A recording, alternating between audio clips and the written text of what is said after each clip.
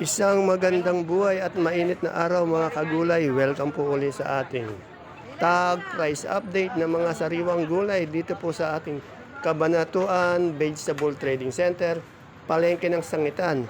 Samahan niyo po ako mag-price tag ng mga gulay na bumabagsak dito araw-araw para meron po tayong idea, basihan sa mga presyo na ating pong magagamit kung sakaling tayo po ay mangalakal o mamili ng mga gulay dito sa ating baksakan. Unahin po natin sa ating tag price ang ating kamatis. Ang kamatis po natin may bagya siyang pag-angat, nasa 13, 14, 15 pesos po ang isang kilo ng kamatis. Marami pa rin pong kamatis sa ating bagsakan. Diyan po sa ating dahon ng sili ay nasa 50 pesos isang kilo. Tingala po na dahon ng sili yan. Medyo baksak din yung presyo. Sa talong naman po ay nasa 15 hanggang 20 pesos ang isang kilo o 150 to 100 isang bundle. Napakaganda ng mga talong. Sa ating bonitong ampalaya po, 30 to 40 pesos per kilo. At ang ating sitaw naman po, napakababa, ay nasa 40, 50, 60. Isang big kiss po. Inaayawan pa raw ang ating sitaw. Napakarami kasi. Sa ating siling panigang po, nasa 15-20 po yung good. Pero po yung magaganda talaga nito, yung quality, meron pong 30. Yung ating beans naman po ay nasa 40 pesos po ang per kilo or 400 ang isang bundle. At sa ating sigarilyas po, bumaba ang ating sigarilyas. Naging kalahati na lang ng naturang presyo. 50 pesos isang kilo. Dati po 100. Ngayon 50. At ang ating naman pong pechay ay nasa 15 pesos po ang isang kilo ng ating pechay.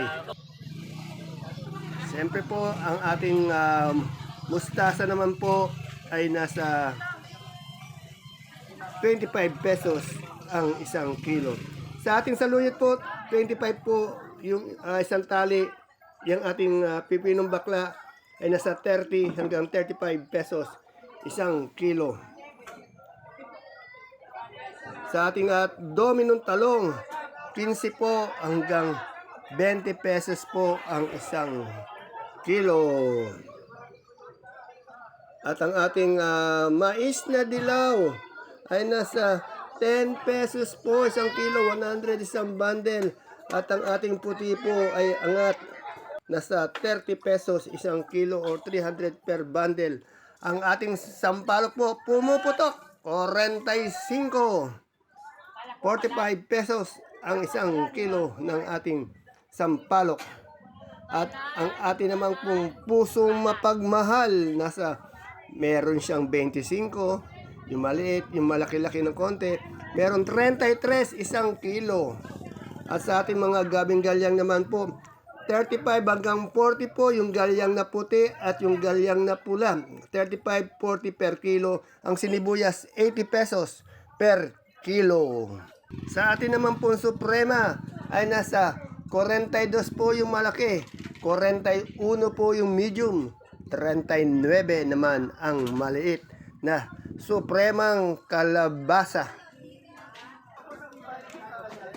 Sa ating mga kamote, yung magandang Taiwan Sinapang Mall, 50 pesos po. Ang ubi naman po ay 40 pesos. Ang ating dilaw, 38. Ang ating puti ay 35 pesos per kilo ng ating mga kamote. Sa ating singkamas, walang pagbabago. Isang tangkay o isang big kiss ay nasa 100 pesos isang big kiss. At yung ating sitaw nga po ay medyo mababa, nasa 40, 50, 60 ang isang tali o isang big kiss. Bumaba po yung ating sitaw, lahat yata ng gulay mababa. Ang ating pong luyang pinakamaganda, 90 po. Yung good po, merong 70 hanggang 80 pesos per kilo. Depende po talaga sa quality. Maganda, 90.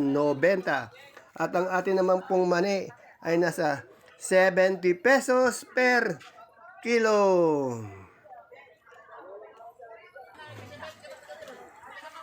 Sa ating patolang kinis po ay nasa 20 pesos lang po ang isang kilo ng ating patolang kinis o 200 isang bundle. At sa ating pong ampalaya ay nasa 65 hanggang 75 pesos po ang isang kilo. Yun o, kaganda ng ampalaya ni Ate Ini. At ang ating papaya, 25 po, 27 ang isang kilo ng papaya.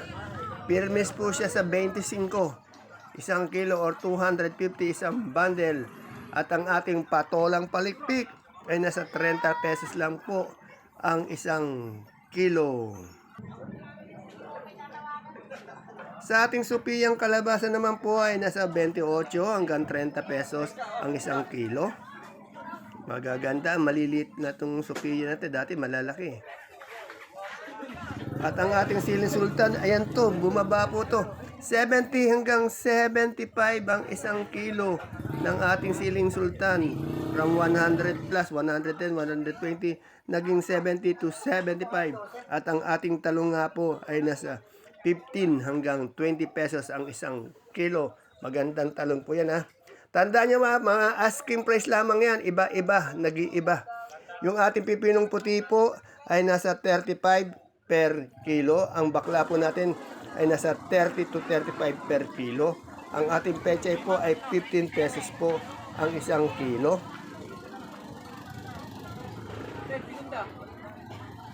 Yan, at ang ating mustasa ay nasa 25 pesos per kilo. Tandaan nyo, puro asking lang ang tinatanong natin. Maaari magbago yan, minuminuto, oras-oras. At ang ating Taiwan po, napako na po sa 70 hanggang 75 pesos per kilo. Hindi pare-pare po yan, nagbabago, kaya basehan lang po to. Ang ating kalamansi, yung pinaka-good niya po ay nasa 1.8, 1.7, isang buriki o isang bundle o isang red bag or 30 kilos. 180 o 100, 1,800, 1,700. Sa ating po sibuyas na puti, yung big po, 350 po, yung good po, 300. Ito po, 10 kilo po itong red bag na to. Local na sibuyas. Sa pula naman po natin, yung big po, 430. Yung good po, 450. Local din po yan. 10 kilo po yan, ang isang red bag. Sa ating super white naman po, 440 po ang isang pink bag na yan ay kumikilo po yan ng 5 kilo. At ang ating kanso naman po ay nasa 430, 5 kilos din po yan. Siyempre po sa ating mga repolyo naman, ang repolyo po natin ay nasa 330 po ang isang bundle. At ang atin naman pong pechay ay nasa 300 pesos po isang bundle. Pechay Baguio po yan ha. O Chinese pechay. Yan. Yung atin naman pong carrots ay nasa 1,200 isang bundle. At of course yung ating sayote ay nasa 250 po ang isang bundle ng ating sayote. At ating malalaking patatas ay nasa 550 pesos ang isang bundle. Siyempre po, yung maliit niya, yung marble, nasa 450 pesos po ang isang bundle. Ayan po, yung maliit, yung marble. Kasi laki lang, kaya marble po, kasi laki ng holen yan. O malaki lang ng konti sa holen.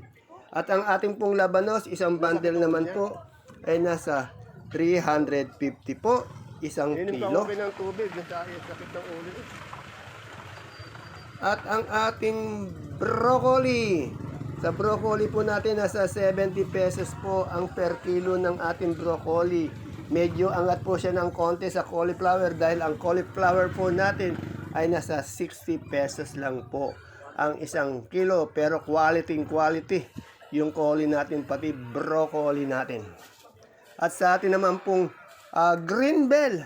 Nasa 250 po ang isang kilo ng ating green bell sa baksakan. Siyempre kung merong green bell, meron ding red bell. Ang red bell po ay nasa 180 pesos po ang isang kilo. Ang atin naman pong lemon ay walang pagbabago, imported 180 po ang isang kilo. Yung ating pong young corn, wala din pagbabago yun. Nasa 25 pesos per styro. Naubos na yata yung young corn nila eh.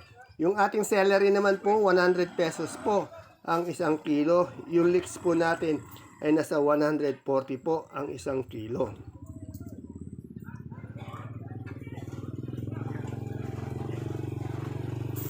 At siyempre yung ating Baguio beans na ubos na yata. Nasa 70 pesos po yung beans natin.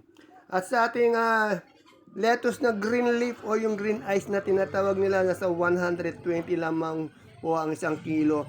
At yung romaine po natin ay nasa 100 pesos po ang isang kilo. Wala po tayong icebergs o kaya yung lettuce na bilog. At yung ating pak choy o yung butchoy ay nasa 100 pesos po. Isang kilo. Napakainit po dito sa ating bagsakan. Magdala tayo ng payong, sombrero, ng tubig na mainom palagi para po iwas dehydrated tayo. Baka ma-heat stroke po tayo. Ingat po tayo sa ating pangangalakal dito sa ating bagsakan. Sobrang init. Alas 10 pa lang, mainit na po dito sa ating bagsakan. See you po again tomorrow. Ingat po tayo palagi sa tindi ng sikat ng araw. God bless us all po. Bye-bye.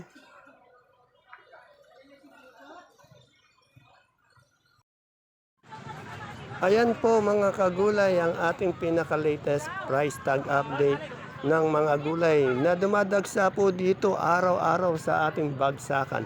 Napakaraming gulay, napakamura ng mga gulay. Kaya lang po, ang panahon ngayon ay sobrang init. Napakainit po sa ating bagsakan. Kaya magdala po tayo ng payong. At siyempre po, huwag natin kalimutan magbaon ng mineral water para po meron tayong naiinom. See you po again tomorrow for my next tag price update. Bye-bye. God bless us all po.